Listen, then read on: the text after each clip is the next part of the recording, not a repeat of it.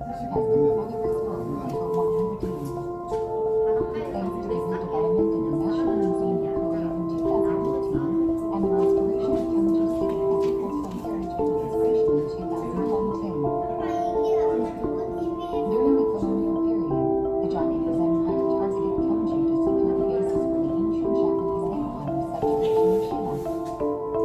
In 1902, following his visit to Gyeongju, the Tokyo University engineering professor introduced the relics and ruins of Shilla to Japan.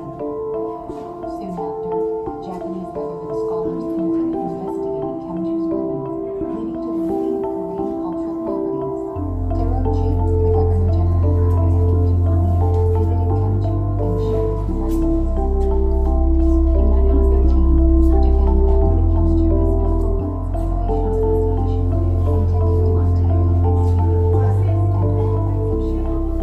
However, the actual intention was to, through historical research, develop Gyeongju into a Japanese colonial tourist destination. Those involved mainly were non-experts with nothing to do with history sciences. Following the defeat, the Japanese Empire undertook 4 archaeological excavations, including Gyeongju and Pulchon-II at Gunung, and the citizens deprived of their country could only watch the Japanese aggression towards their cultural heritage.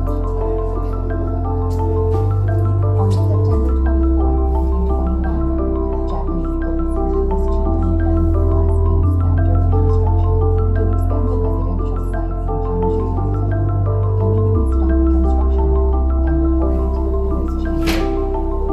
2 days later, just 4 days into the excavation, known specialists, including Hideo Muroga from the Gyeongju Historical Preservation Association and Kintaro Osaka, principal of Gyeongju Primary School, completed the excavation only having recovered relics.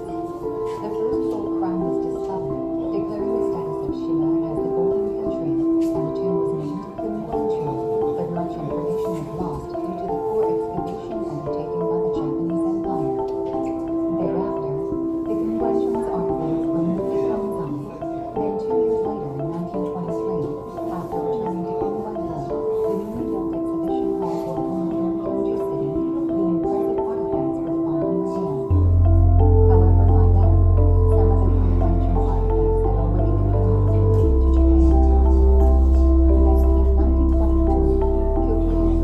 published a new archaeological excavation report at the Tumulus site, composed of artifacts, descriptions, and excavation testimonies.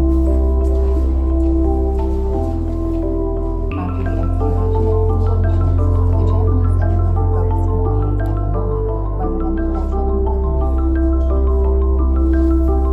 Moreover, on developing their colonial tourism. Following the restoration of independence, the commemorative excavation monument built by the Japanese Empire was immediately demolished. Sadly, however, Gyeongju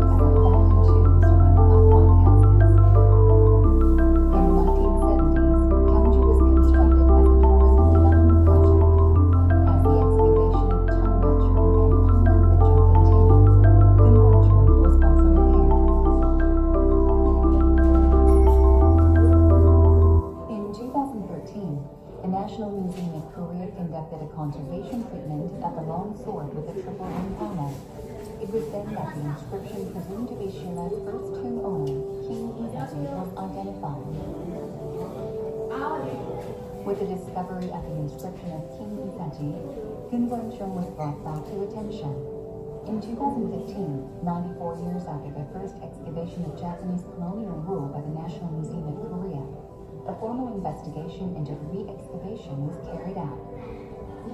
The excavation found traces of the lower part of the stone-mounted tomb and wooden furniture.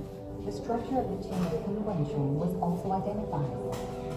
A fragment of the Izaji Wangdo sword was also excavated, the only Shilla tomb relic known to have an inscription of a name. It served as an opportunity for significant development in the study of stone mounds during the Maritime period. Following the re-excavation, the Gyeongju City Hall and the Cultural Heritage Administration plan to restore the original shape of the damaged and modified Gyeongju and create a preservation exhibition space in the form of a dome that would surround the tomb. First, the remaining burial mound at Gyeongju tomb was preserved. parts of the wooden frame of the stone mound and the wooden